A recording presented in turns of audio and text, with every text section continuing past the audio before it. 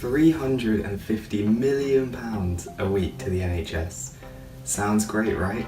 Well, we all know this claim isn't true, but let's take a look at where the number came from and what the EU budget is all about.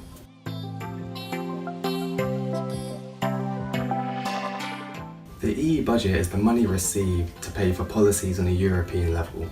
It's around 150 billion euros a year. This might seem like a lot, but it's actually only 1% of the total wealth that all the EU countries generate in 1 year. The European Commission proposes the budget every year, and then this is then either approved or declined by the national governments. So what does all this money actually go towards?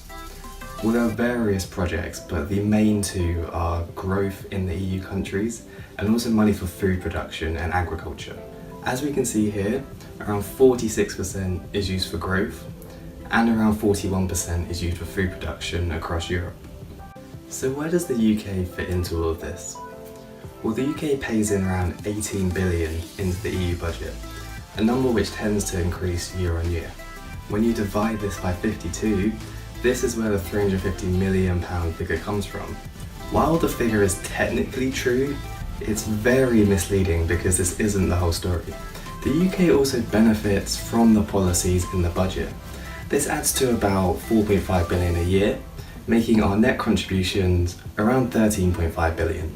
But there's even more to this, something called the UK rebate.